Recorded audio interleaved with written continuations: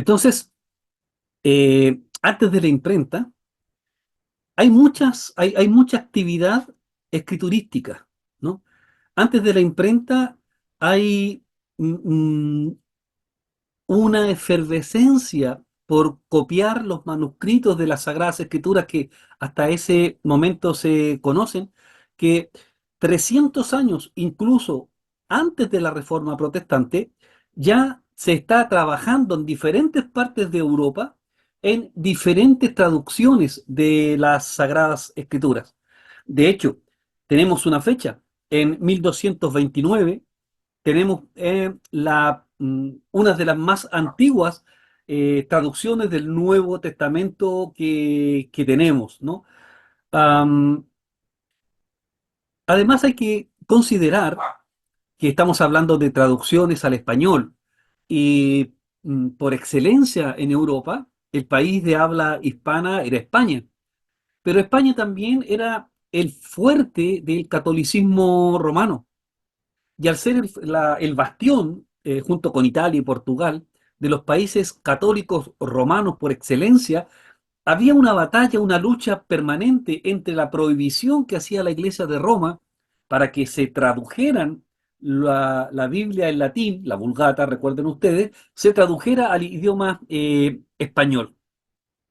Pero a pesar de la prohibición del clero romano, la intención de poner por escrito en lengua española el Nuevo Testamento ya data de, como les decía, 300 años antes de la Reforma Protestante. Ya vamos a ver un poco cómo se llamaba esa traducción. Un segundito para... Ahí sí.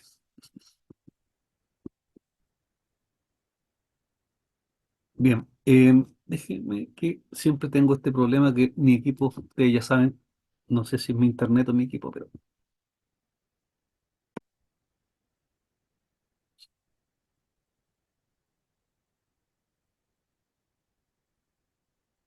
Entonces, lo que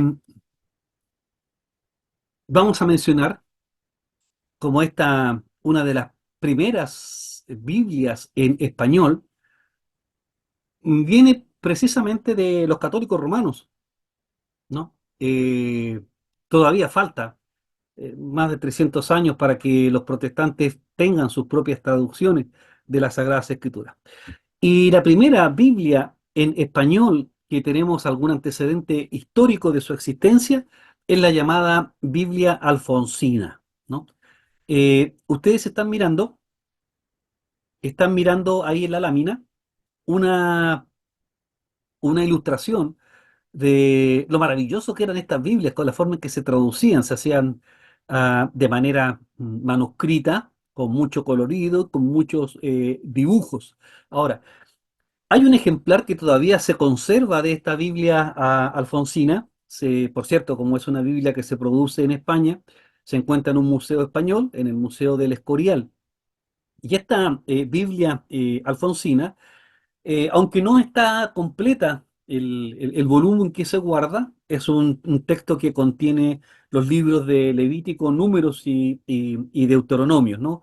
Son todos los libros que están del Antiguo Testamento, es lo único que se ha conservado, pero sí es un testimonio de que 300 años en el siglo XIII ya se está trabajando en la traducción de las Sagradas Escrituras al idioma español. Se llama Alfonsina, ¿cierto? Por el rey que demanda, ¿no? De la iglesia que se haga esta traducción para que se ponga la Biblia en el idioma del pueblo español. En esto, hermanos, de las traducciones, va a ser muy importante, y esto es muy interesante cuando uno estudia la historia de las Sagradas Escrituras, va a ser muy interesante el aporte de los judíos a la traducción. Ustedes saben que España recibió una cantidad enorme de judíos expatriados, ¿no? Y durante cientos de años España fue la cuna de los judíos exiliados. Pero muchos de los judíos exiliados, algunos de ellos se convirtieron al catolicismo romano. Y al convertirse al catolicismo romano, hicieron las primeras traducciones también del Antiguo Testamento al idioma español. Ya para 1430, 100 años antes de la Reforma Protestante, ya se había traducido un Antiguo Testamento que se conoce como el Antiguo Testamento de la Casa de Alba, que fue hecho en 1430. De la misma manera que la Biblia alfonsina, ustedes están viendo también una lámina de lo que corresponde a esta Biblia de la Casa de Alba, que eran bellamente decoradas. Era una característica no solamente de la Biblia, toda la literatura de esta época se acostumbraba a ilustrar, ¿no? Incluso con algunos dibujos que hasta el día de hoy resultan muy difícil de interpretar, pero en el caso de la Sagrada Escritura eran bellamente adornados. Y ustedes están viendo que eran dibujos que, en este caso, como es una Biblia del Antiguo Testamento que se está traduciendo al idioma español, utiliza ilustraciones en el idioma hebreo. Otra Biblia de esta época es la que se conoce como la de Martín de Lucena. Y aunque no existe de esta Biblia alguna copia o algún documento que nos dé fe de su existencia, sí sabemos por las referencias de escritos históricos de que esta Biblia también circuló, se conoce también el nombre del autor de esta Sagrada Escritura. ¿Y por qué es importante todo esto que nombramos? Bueno, hemos dicho que primero, antes de la Reforma Protestante incluso, ya habían esfuerzos por traducir las Sagradas Escrituras al idioma español. Esfuerzos que se vieron coronados incluso con una primera impresión de las Sagradas Escrituras en el siglo XIII, como es la Biblia alfonsina. Otro punto que es importante a destacar, hermanos, en cómo nos llega las Sagradas Escrituras, es que es el aporte que desarrollan los judíos que están viviendo en España con su conocimiento del hebreo y sus traducciones que ellos van a hacer del idioma hebreo al idioma español del Antiguo Testamento. Pero va a suceder que ya cerca del año 1500, los judíos que están tan afanosamente trabajando en la traducción de muchos textos para ponerlo en idioma español, van a ser expulsados de España, ¿no? Eh, y aún así, y esto es interesante porque la mayoría de los españoles que son, perdón, de los judíos que son expulsados de España se van a vivir a algunos países de centro de Europa como Holanda, Ginebra, Suiza también, y como su idioma materno, aparte del hebreo, que era el idioma de su religión, tenían el español, siguieron en estos países haciendo traducciones del Antiguo Testamento en español, traducciones que se publicaron en Holanda y en Ginebra principalmente. Con esto, ¿qué es lo que queremos decir, hermanos? Queremos decir que antes de la Reforma Protestante estamos viendo que hay muchas personas que están trabajando en poner por diferentes circunstancias y motivos también, que están trabajando en la traducción de los textos, ya sea del Antiguo Testamento, como lo hacen los judíos, y también en los textos del Nuevo Testamento, y el intento de hacer una Biblia completa, como es el intento de la Biblia alfonsina. Interesante. Y digo que es interesante porque normalmente siempre escuchamos decir que a partir de la Reforma Protestante es que se ponen las Sagradas Escrituras en idioma español, el idioma de los pueblos. No, esto que estamos viendo es solamente un reflejo de todo lo que está sucediendo en Europa, en diferentes partes de Europa. Los valdenses incluso en el siglo XI ya están haciendo traducciones de la Biblia. Wycliffe también está haciendo traducciones de la Biblia. De hecho, ese es el motivo por el cual Wycliffe es condenado a la hoguera. Entonces, toda Europa antes de la reforma vino a ser el punto culminante de todo este movimiento, pero ya 300, 400 años antes de la reforma, en diferentes lugares de Europa, está este espíritu de traducir la Biblia al idioma de cada una de las naciones. Y esto por una razón fundamental, y es que la Biblia, la versión de las Sagradas Escrituras que existía, era la traducción de la Vulgata, que estaba hecha en latín. Y el latín era un idioma religioso que hablaba solamente la curia romana y no la gente común. De ahí entonces el intento. Y por cierto, también ustedes deben considerar el esfuerzo potente que hizo la Iglesia de Roma para evitar que cada nación, o que más bien la Vulgata fuera traducida a los idiomas de cada una de las naciones. En- Hasta el siglo XVI, incluso, en plena Reforma Protestante, sigue en diferentes lugares de Europa la traducción de las Sagradas Escrituras a los idiomas naturales. Por algunas circunstancias que nosotros debemos entender que es debido a la influencia del protestantismo, se cesaron en diferentes lugares de traducir las escrituras, porque ahora los protestantes, que como ustedes saben, el protestantismo abrazó a países enteros, ahora fue una tarea que abrazó el protestantismo y que desarrolló el protestantismo con mucho más ahínco y fuerza, y con mucha más facilidad también, de traducir las sagradas escrituras. Tenemos que hasta el siglo XVI y XVII podemos decir que en España se hicieron las últimas traducciones en español de las Sagradas Escrituras, contando incluso las traducciones protestantes. Veamos ahora, si no hay ninguna pregunta, para pasar al segundo punto acerca de esto antes de pasar a las Biblias protestantes en español. ¿Alguna consulta con respecto a lo que acabamos de exponer, hermanos? Pastor, salía en un relato que decía que en España en ese tiempo había libertad de culto, cosa que no estaba ocurriendo. Sí, a ver, en cierta manera, hermano Bernardo, el hecho de que ayudó mucho a la traducción de las Biblias en español, y más adelante va a suceder también con Casidoro de Reina, el hecho de que, aunque España era un reino, no estaba unificado ese reino, ¿no?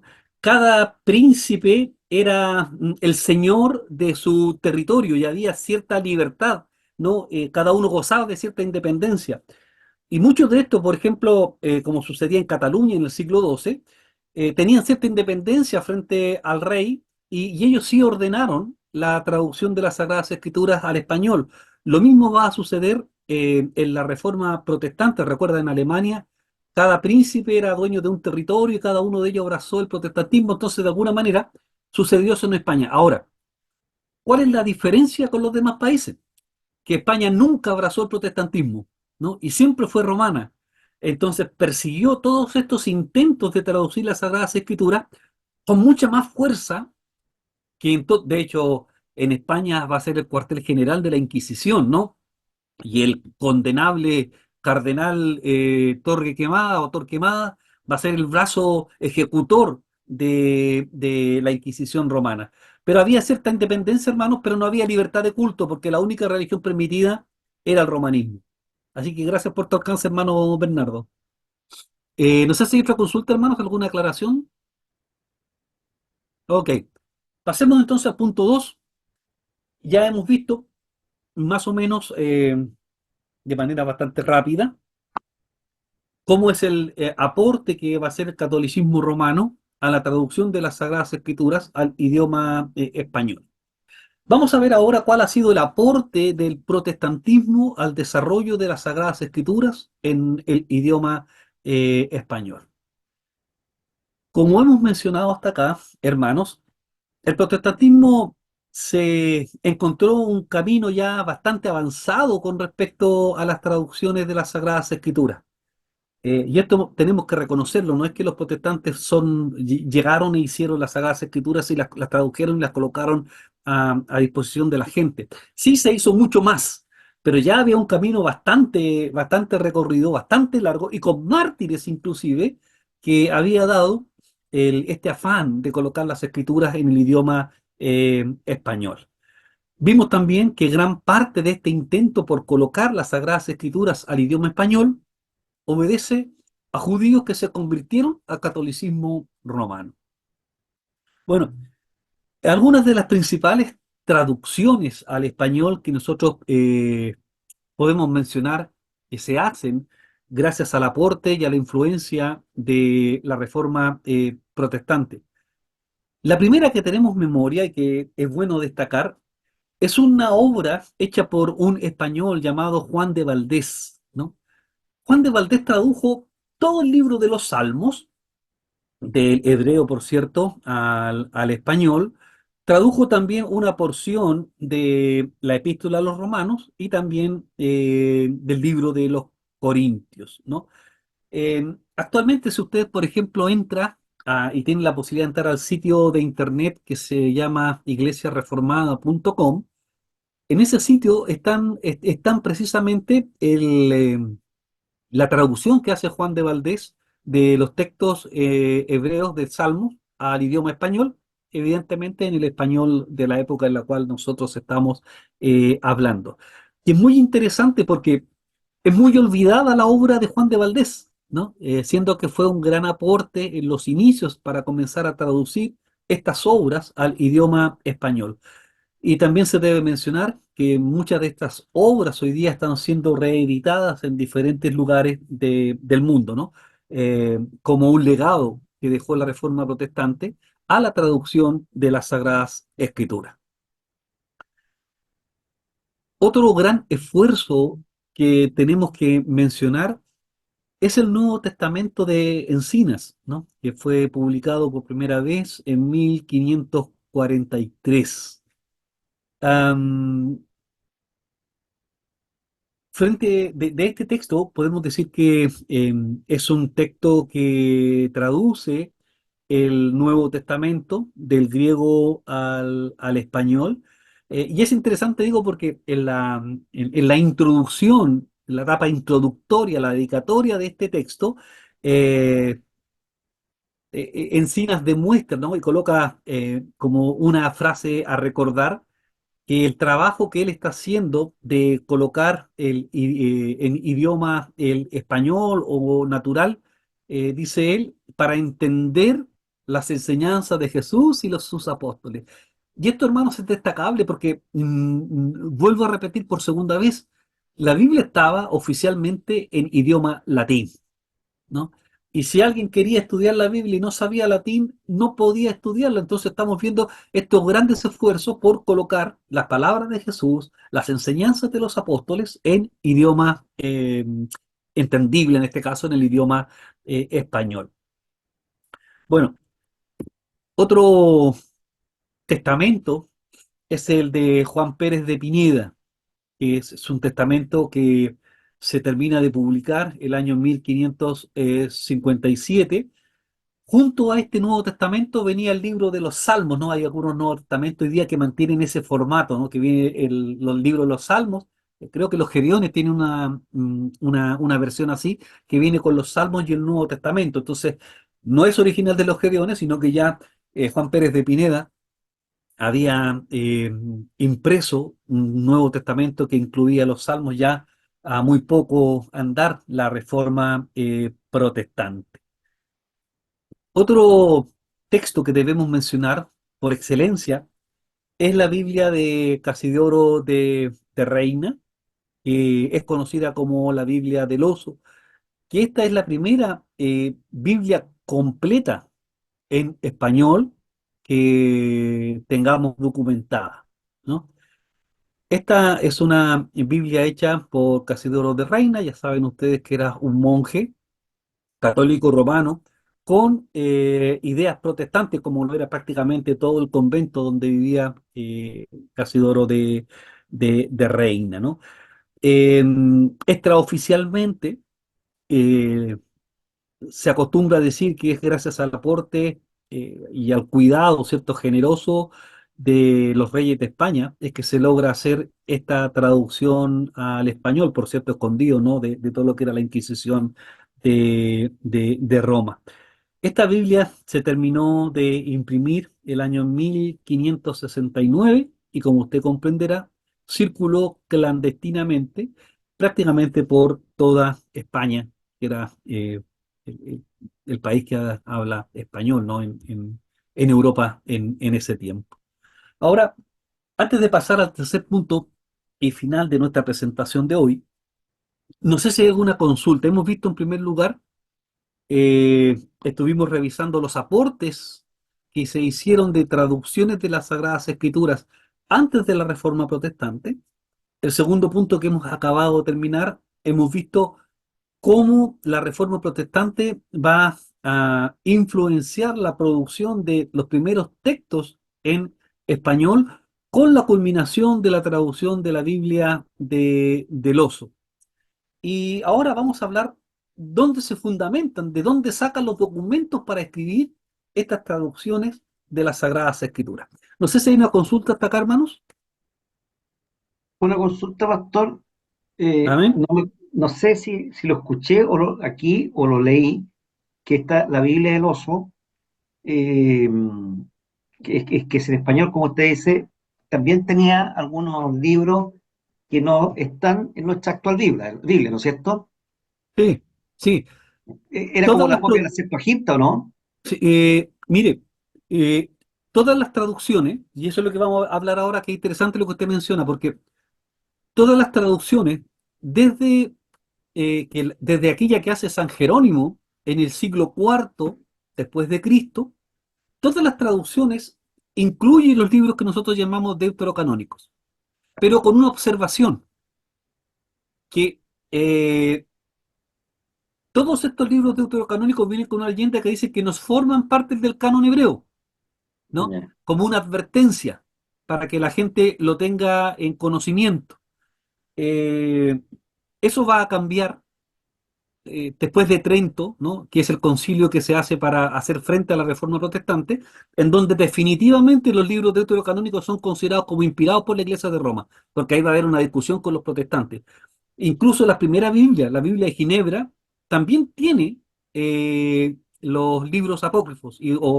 Y también, no solamente la Biblia de Ginebra, sino que la primera versión, que es la Biblia del oso, y la segunda que hace con Valera, también incluye los libros llamados deuterocanónicos. Pero todos estos hermanos vienen con una advertencia que no son considerados como libros inspirados. De hecho, para la mayoría que estamos acá, que somos presbiterianos, nuestra propia confesión de fe dice que esos libros son útiles para leer, pero que no deben ser considerados como libros inspirados. Entonces, sí, hermano Espinosa, estas primeras traducciones sí tenían los libros que llamamos nosotros deuterocanónicos, pero con esa advertencia, que no formaban parte del texto original. Bien, no sé si hay Claro, otra consulta, hermanos. claro. No, pasemos entonces al tercer punto de hoy, que son las fuentes. ¿De dónde es que, cuál es el fundamento de las traducciones de las Sagradas Escrituras que tenemos hoy? Porque la Biblia, como la tenemos hoy en nuestras manos, ha sufrido un camino bastante largo y probablemente si tenemos en algún momento la posibilidad de hacer el curso de cómo se formó la Biblia, es muy interesante todo ese recorrido. Principalmente, son cuatro de los documentos más importantes que nosotros vamos a mencionar al momento de considerar cuáles son las fuentes sobre las cuales se basan las diferentes traducciones de las Sagradas Escrituras. Tenemos en primer lugar el texto mayoritario, también conocido como texto Receptus. Luego tenemos el texto alejandrino, el texto sinaítico y el texto vaticano. Em, yo me voy a detener solamente en el texto mayoritario o el texto Receptus, que es el texto que se ocupa en las traducciones protestantes. Incluso para las versiones en inglés se utiliza lo que llamamos el texto mayoritario o el texto Receptus. Y vamos a ver qué diferencia tiene el texto Receptus con los otros manuscritos. Primero, el texto receptus, como su palabra en su significado en latín es texto recibido.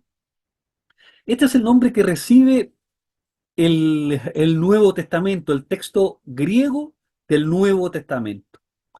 Como nosotros estábamos hablando de las traducciones solamente en español, debemos mencionar que en 1516 el famoso hermano Erasmo de Rotterdam va a publicar un Nuevo Testamento en el idioma, de una traducción del idioma griego, ¿no? Y esta traducción va a ser muy interesante porque va a ser la primera traducción que utiliza una metodología de trabajo diferente a todas las demás traducciones. Porque todas las demás traducciones se fundamentaban en un texto que ya venía del siglo IV, como es la Vulgata. Entonces, Todas las traducciones que nosotros hablamos que hacían los judíos, todas las traducciones que estuvimos viendo que se hacían al español antes de la Reforma Protestante, tenían una base, que era la Vulgata, que databa del siglo IV, como hemos dicho. Y lo que hace Erasmo, por primera vez hace un trabajo científico, ¿no? En el sentido de tratar de recopilar la mayor cantidad posible de manuscritos del Nuevo Testamento que estaban circulando por Europa en ese momento. Entonces, este es un trabajo, hermano, pero grandísimo, ¿no? De tratar de recuperar, viajar a diferentes lugares, museos e iglesias donde se conservaban estos textos y consigue para la traducción de este Nuevo Testamento más de 5.000 manuscritos. Por cierto, cuando hablamos de 5.000 manuscritos, no estamos hablando de 5.000 Biblias, estamos hablando de 5.000 manuscritos que contienen, algunos manuscritos contienen algunos libros de la Biblia, otros son un poco más completos, otros son incompletos, otros tienen solamente un libro, otros tienen la mitad de un libro. Entonces, en el fondo lo que hace Rambo es un poco formar un rompecabezas, ¿no? Con todos los documentos que él encuentra, incluyendo algunos de ellos tan tardíos como del siglo II después de Cristo. Entonces, eh, es el trabajo, es un esfuerzo realmente valeroso el que va a hacer Erasmo de Rotterdam en esta traducción. Y por eso es que se llama texto mayoritario, porque es la traducción del Nuevo Testamento que contiene más documentación a la cual se puede consultar, ¿no? De ahí deriva entonces el nombre. La Biblia del Oso, que ya comenzamos, que ya la mencionamos, se toma como base esta traducción, este Nuevo Testamento de Erasmo para el Nuevo Testamento. Consulta a ver si se acuerdan de lo que hemos visto en las otras clases. Hasta aquí hemos hablado solamente del idioma griego y los manuscritos griegos. ¿Por qué no mencionamos el Antiguo Testamento? ¿Alguien se acuerda? Porque el Antiguo Testamento, recuerden ustedes que desde muy temprano la Reforma Protestante siguió la línea de los textos hebreos, ¿se acuerdan? Que habían sido fijados ya en el siglo primero antes de Cristo, ¿no? Y que han sido inamovibles a lo largo de la historia, cuyas pruebas veíamos la semana anterior, se comparaba con ese descubrimiento que se había hecho en Qumran, ahí en Nag Hammadi, con los textos descubiertos y que coinciden plenamente con los textos del Antiguo Testamento. Entonces, el problema no era el Antiguo Testamento, porque todos los protestantes y todos los traductores protestantes consideraron el texto masorético, ¿no? De los masoretas del Antiguo Testamento como invariable a lo largo de los siglos. El problema estaba con el Nuevo Testamento. Entonces, Erasmo toma todos estos manuscritos y recompone y escribe un Nuevo Testamento fundamentado en este gran testimonio de documentos. Hemos dicho, utiliza más de 5.000 manuscritos en esta traducción, que van desde el siglo II hasta el siglo X, ¿no? Hasta ahí termina más o menos la cantidad de manuscritos que pudo conseguir Erasmo de Rotterdam. Ahora, hay dos palabras que nosotros utilizamos cuando nos referimos a las Sagradas Escrituras. Una es revisión y la otra es traducción. ¿Cuál es la diferencia entre una Biblia revisada y una Biblia traducida? Bueno, una revisión no es una traducción. Una revisión es tomar una Biblia ya traducida, en este caso al español, y contextualizar las palabras al momento histórico, ¿no? O darle sentido a las palabras. Colocar en las palabras en un idioma más contemporáneo, más actual. Entonces, cuando nosotros hablamos de una revisión de una Sagrada Escritura, no estamos hablando de una traducción, estamos hablando de un trabajo que consiste en tomar una traducción ya hecha y ponerla al lenguaje contemporáneo, ¿no? Eso es una revisión. Hay varias reinas y valeras que tienen esta frase, ¿no? Como que nos indica la metodología de trabajo que tuvieron los revisionistas de las Sagradas Escrituras. Una traducción no es una simple actualización, ¿no? Una traducción consiste en tomar los manuscritos originales y, mediante una metodología que ya vamos a ver, adaptar esa traducción al idioma al cual se está traduciendo. Entonces, lo primero que tenemos que establecer cuando vamos a las Sagradas Escrituras y leemos el título, una revisión no es una traducción. Una revisión es una actualización.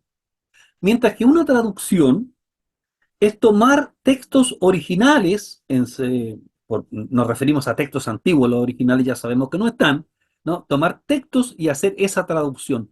Por eso es muy importante cuando usted compre una Sagrada Escritura, y aunque sea una traducción, fijarse cuáles son los documentos que toma esa traducción para hacer esa Biblia en este caso. Lo vamos a ver un poquito más adelante, pero para que usted ya lo tenga en su mente. Hay dos formas de traducir. Ya vamos a la revisión, ya sabemos lo que es. Ahora enfoquémonos en la traducción. ¿Por qué no todas las traducciones son iguales? Bueno, hay dos formas de traducir las Sagradas Escrituras. Una es la que llamamos la traducción dinámica y la otra se llama la traducción formal. Son dos metodologías, son dos formas de hacer esta traducción. ¿Cómo funciona cada una de ellas? La traducción dinámica o equivalente, ¿no? Es aquella traducción que, más que traducir las palabras, intenta traducir el pensamiento, ¿no? El fondo. Eh, y esto a veces, y lo vemos en algunas traducciones, afecta incluso la literalidad de las Sagradas Escrituras, en que no importan las palabras que se escribieron, en que no importa el orden tampoco en cual fueron escritas las palabras, en que no se respetan los modismos de la época en la cual fue escrita la Sagrada Escritura, y que solamente importa entregar el contenido, el mensaje de la interpretación, con todos los peligros que eso tiene, ¿no? Y la otra forma de traducir es la traducción formal. Ahora, ¿cuáles son las Biblias que siguen este tipo de traducción de equivalencia? Que es no traducir palabras, sino que traducir conceptos. Bueno, la nueva versión, la NBI, ¿no? La conocemos. Dios habla hoy, también utiliza esta forma de traducir. La Biblia traducción, el lenguaje actual, la Biblia latinoamericana, ¿no? Son las Biblias más popular y que nosotros conocemos, y que utilizan esta metodología, la de no respetar las palabras, no respetar la gramática, no respetar el orden, sino que traducir el contenido del texto. Ahora, eso es un peligro, porque eso queda al arbitrio de los traductores, que es lo que dice el texto, ¿no? Entonces es un gran peligro cuando nos enfrentamos con ese tipo de traducción. Además, no hemos mencionado acá, pero yo lo voy a decir, pues no es parte del curso, pero lo voy a mencionar. Además, esta Biblia o esta metodología de estas traducciones, que generalmente esta forma de traducir ocurre en las Biblias más modernas, eh, utiliza documentos escritos, descubiertos, comillas, que son más cercanos en el tiempo a nosotros que algunos que se han utilizado, por ejemplo, para el Nuevo Testamento de Erasmo, así también algunos más antiguos. Eh, bueno, no voy a discutir eso ahora, pero para que ustedes tengan eso en su mente. ¿Por qué nosotros desechamos, por ejemplo, las traducciones que se fundamentan en el texto vaticano o en el texto sinaítico, por ejemplo? El texto vaticano, hemos dicho que eso viene precisamente de la Biblia Vulgata. Se llama Vaticano porque obviamente está en el Museo del Vaticano. Es una Biblia que data del siglo IV. Comparada esta versión o esta traducción de la Biblia llamada la Vulgata con los documentos griegos, con estos más de 5.000 manuscritos que dan forma al texto mayoritario o al texto receptus del cual se hacen las Biblias protestantes, hay omisiones de casi 3.000 palabras, ¿no? Que no coinciden, que no están en los escritos originales. Además que, comparados con estos escritos que hemos dicho datan del siglo II, añade por lo menos unas 600 palabras que no están en el idioma original, que cambia arbitrariamente también algunas palabras eh, que contienen, ¿no? Los textos en griego más antiguos. Modifica versículos, modifica orden también de las palabras. Y comparado, por ejemplo, con el texto Receptus, a lo menos hay de cada 10 diferencias que hay en el texto Receptus, 9 corresponden al código, al texto Vaticano, ¿no? Entonces, no es un texto muy fiel. Bueno, por cierto, tiene sus defensores también. No, no vamos a discutir hoy día eso porque no es el objetivo de este curso, pero tiene sus defensores y que defienden la metodología que utiliza el texto Vaticano. En el texto sinaítico, comparado con el texto Receptus, tenemos la certeza de que fue modificado durante prácticamente estos 700 años. Incluso el que descubrió esta Biblia, ¿no? En un viejo monasterio, el conde de Tischendorf, declara que comparado con el texto Receptus hay a lo menos 14.000, ¿no? 15.000 diferencias, ¿no? Y además es interesante porque dice que casi 9.000 diferencias tiene con respecto al texto mayoritario, al texto Receptus. Y este es un dato no menor porque significa que prácticamente hay en cada uno de los versículos del texto mayoritario hay una alteración hecha en el texto sinaítico.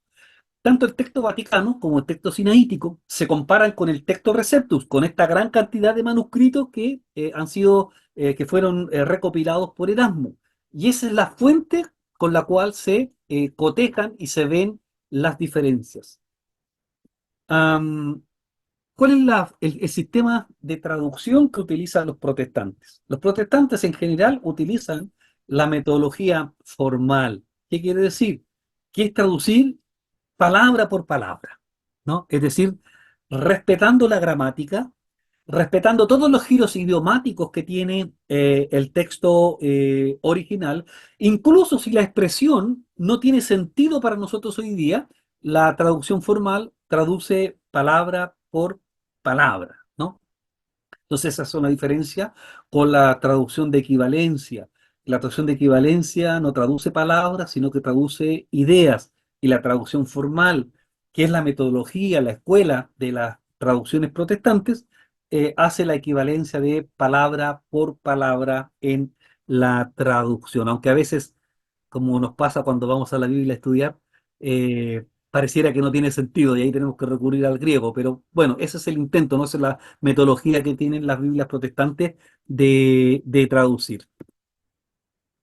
Biblias que usan la traducción formal, ¿no? La palabra por palabra. La de las Américas, las versiones de Reina y Valera, la de 1909, la Biblia Jerusalén, la de 1960, bueno, algunas en inglés, la Biblia del Rey Jacobo, etcétera, ¿no? Casi todas estas, a excepción de la Biblia de Jerusalén y otras, en su mayoría son todas protestantes. Bien, hermanos, entonces, de esta manera hemos terminado lo que nos había quedado pendiente de la semana anterior. Ya la próxima, si el Señor lo permite, vamos a entrar al contenido y a la formación de los textos de las Sagradas Escrituras. Esto es solamente una pincelada. Ustedes saben que hay mucha discusión acerca de las fuentes, acerca del uso crítico de los textos para las traducciones, pero para nuestro curso es suficiente concluir que la el intento de las traducciones protestantes de las Sagradas Escrituras nos hace tener la certeza de que nuestras Biblias que tenemos hoy día han permanecido prácticamente sin cambio desde que se produjeron los primeros textos en el siglo I, final del siglo I, principios del siglo II después de Cristo.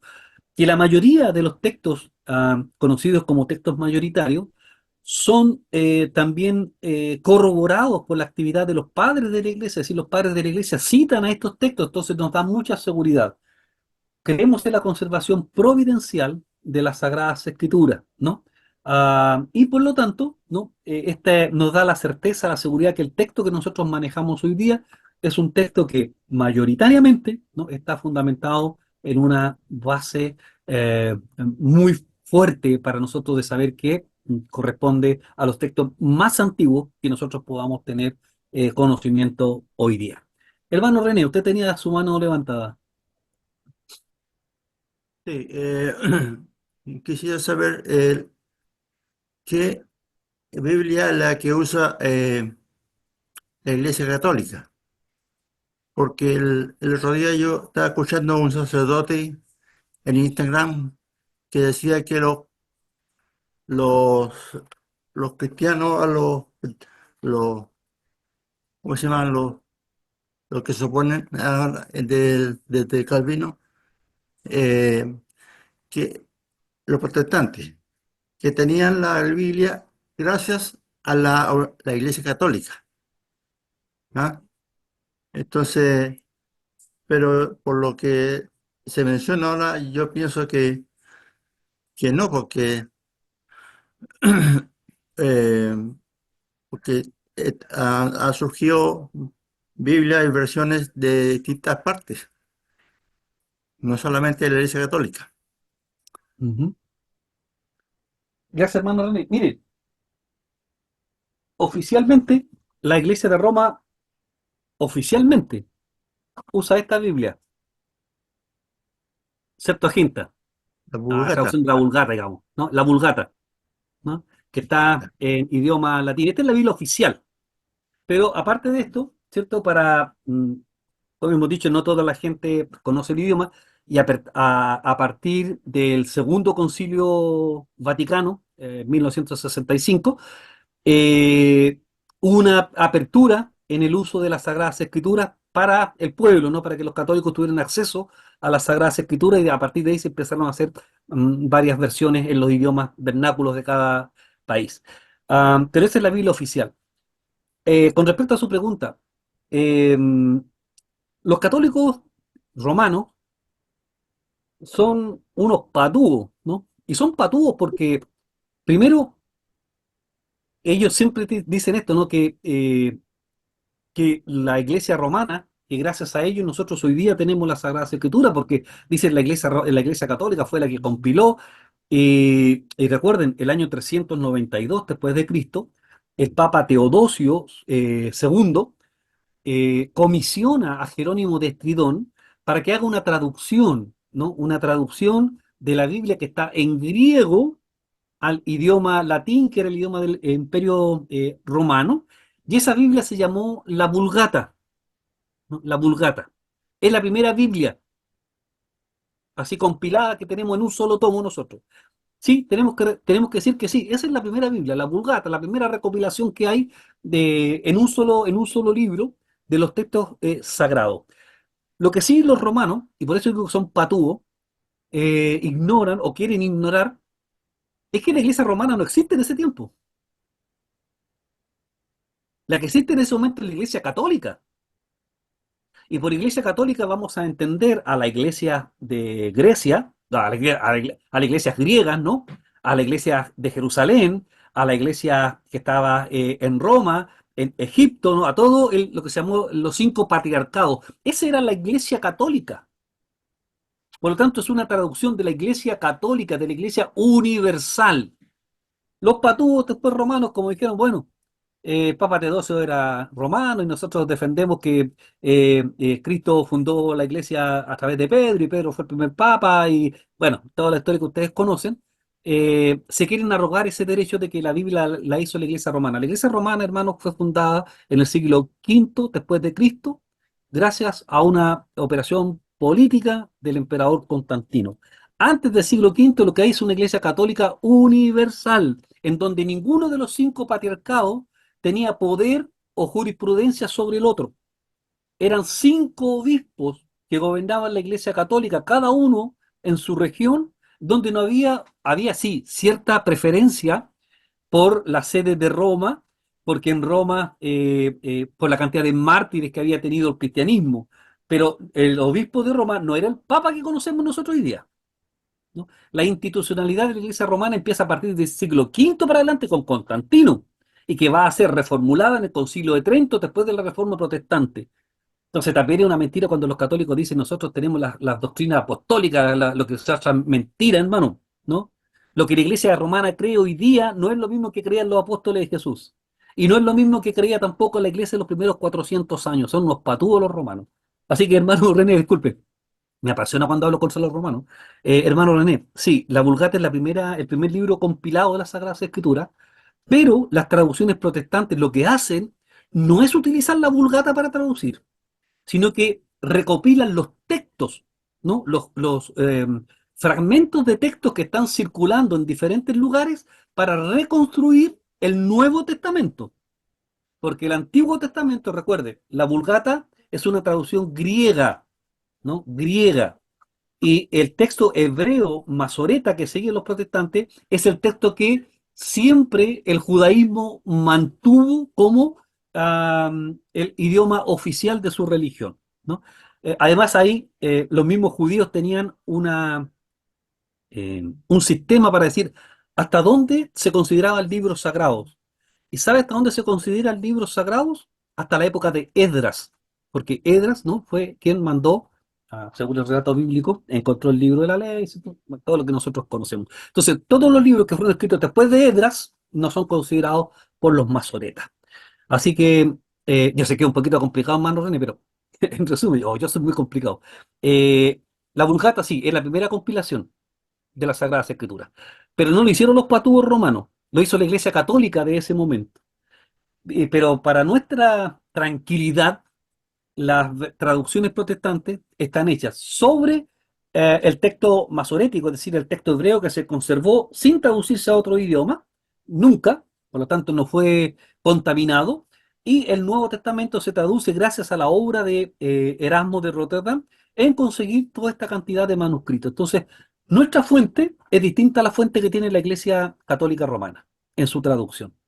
Bien, espero haberle podido responder bien, hermano. Me apasiona un poquito Sí, cuando hablo de los romanos. Hermano Etienne, no, sí, tenía la mano levantada. muy bien. No, lo otro que quería decir que ellos dicen que eh, el, el reformador Martín Lutero sacó 7 libros de la Biblia, que la sacó, y yo entiendo que son los libros apócrifos, ¿no? Deuterocanónico, sí. Y apócrifos también. Sí, Mar- eh, Lutero los saca, Calvino los mantuvo por un tiempo con esa leyenda, ¿no? De que eran libros solamente útiles para estudiar, porque de verdad que son muy útiles, hermano, los textos.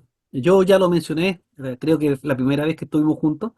Yo prediqué casi 2 años el libro de Daniel en mi congregación, y sepa que el libro de los Macabeos a mí me sirvió, pero como anillo al dedo para poder explicar históricamente lo que pasó en la época de Daniel.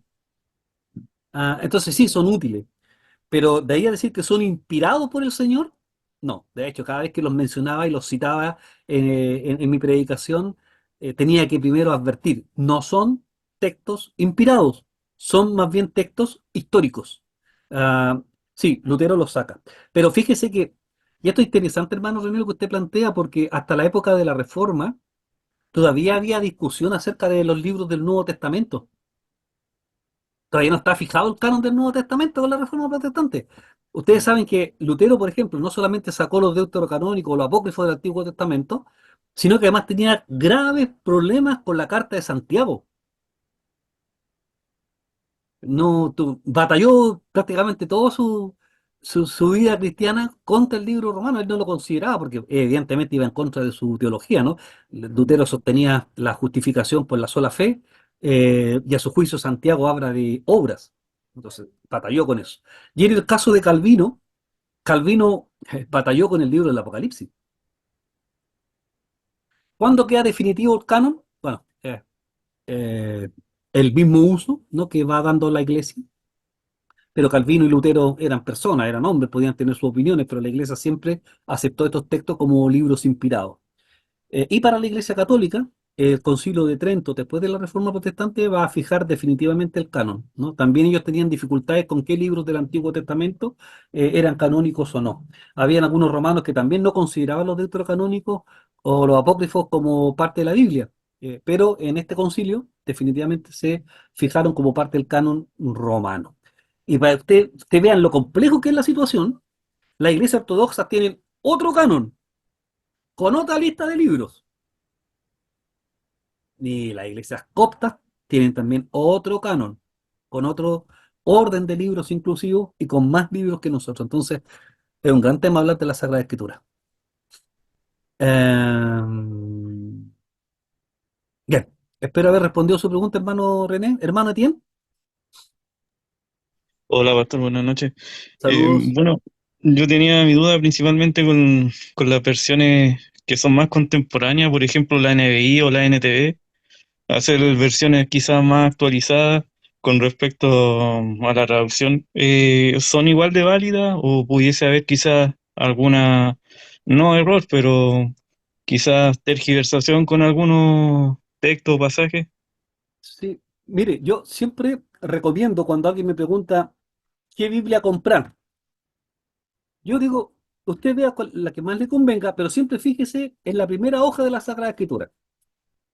¿Alguien tiene una Sagrada Escritura ahí a mano que la veamos juntos? Por ejemplo, yo tengo Reina Valera 1960 aquí a mano, que no es mi Biblia preferida, ¿no? Y ustedes saben, y se los confieso, para mí la Biblia preferida es 1909, también de Reina y Valera, ¿no? Esa es mi Biblia preferida, pero uso esta porque mayoritariamente todos la conocen y todos la usan.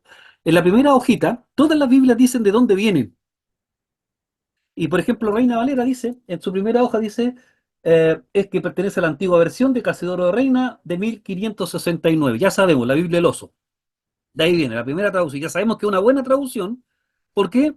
Porque respeta el texto hebreo, porque se basa en el texto recibido, los manuscritos que juntó Erasmo, ¿no? Entonces, ya sabemos que es un gran trabajo. Y a partir de ahí vienen las diferentes revisiones que se hicieron.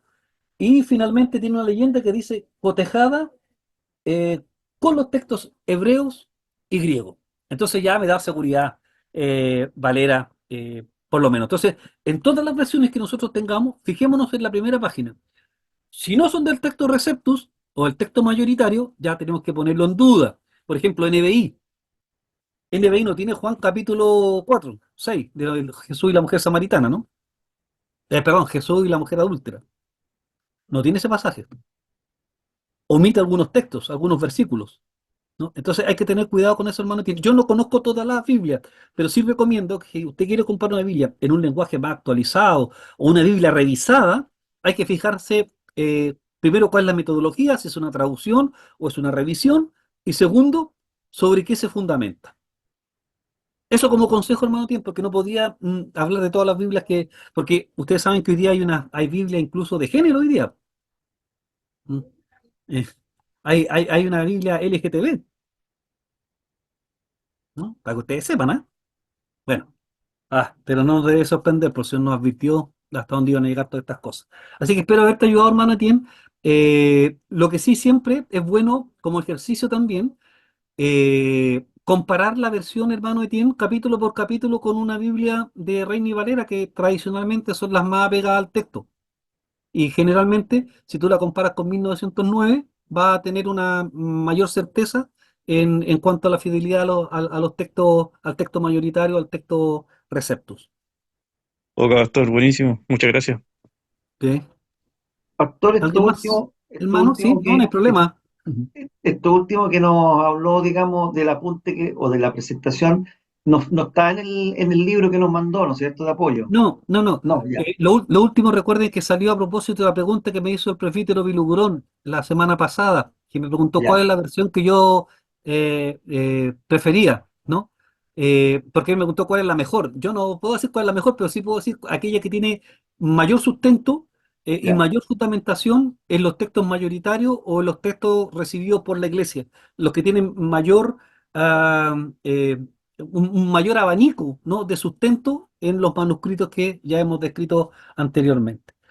La semana entrante ya terminamos la parte técnica, ¿no? Esto en realidad es parte de un curso que se llama Formación del Canon Bíblico, pero era necesario para que ahora sepamos cómo viene, cómo nos llega, y a partir de la semana entrante, si eso lo permite, ya vamos a entrar a la Biblia misma, al contenido, ¿no?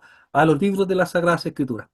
Avancen, mientras tanto, con la lectura de la sesión 3 y vayan respondiendo el cuestionario de acuerdo al libro. Yo voy a hacer un repaso am, general de la sesión número 3 que nos correspondía según el libro, que era el Antiguo Testamento, el inicio de los primeros libros, y luego ya no, nos vamos a emparejar si el Señor lo permite. Pastor, Entren a la plataforma, desarrollen los cuestionarios, que no se les junte mucho trabajo, un ratito, una horita diaria, lo pueden ir terminando los cuestionarios. ¿Alguna consulta más antes de terminar, pastor, hermano mío? pastor, ¿Sí? ¿me escucha? ¿Me escucha, pastor? Sí, lo escucho, Pablito. Pablo, Ah, ya, sí, ya. Una consulta, no sé si me estoy saltando una parte, pensando en lo que usted hablaba sobre el asunto de la Biblia, que la más acertada es la Reina Valera, pero ¿por qué se ha cuestionado el libro de Nehemías? Porque es el único libro que algunos eruditos dicen no aparece la palabra de Dios, como en otros textos. Entonces, algunos se cuestionan ese libro. Entonces, podríamos pensar de que hubo un error. Eh, a ver, primero nunca había escuchado que había un cuestionamiento acerca de Nehemías. Sí había escuchado acerca de otros textos que no contienen la palabra Dios, ¿no? Pero no en el caso de Nehemías. Eh, Nosotros tenemos la certeza, hoy día, hermano Pablo, doblemente certeza. Primero, porque nosotros sabemos que la palabra del Señor es inspirada, ¿no? Partimos de ese supuesto, que es inspirada, que Dios se quiso revelar a través de los profetas, como dice el texto de Hebreo, ¿cierto? Que Dios llamó a Moisés y le dijo exclusivamente, pon por escrito todas estas cosas, que llamó a los profetas y le dijo, escriban todas estas cosas. Entonces tenemos la certeza de que que de manera providencial, maravillosa, prodigiosa, Dios a lo largo de estos 4000 años ha mantenido su palabra y la ha transmitido de generación en generación, ¿no? Tenemos esa certeza. Y no solamente una certeza dogmática en el sentido de decir que queremos creer eso, sino que también acabamos de decir que gracias a al cuidado que tuvo el pueblo judío de preservar el Antiguo Testamento en su idioma original, sabemos que es el texto, más aún corroborado por los descubrimientos de Qumran, sabemos que los textos del Antiguo Testamento no hay ninguna variación. Sí, en Qumran sí encontramos otros libros que no están en la Biblia, pero no son parte de la Biblia. Aquellos que son parte de la Biblia son exactamente iguales, las diferencias son mínimas. Con respecto al Nuevo Testamento, nosotros tenemos la certeza de que el trabajo que hizo Erasmo de Rotterdam, ojo, Dios lo utilizó porque él no era cristiano, ¿no? Él era un científico, ¿no? Eh, un académico.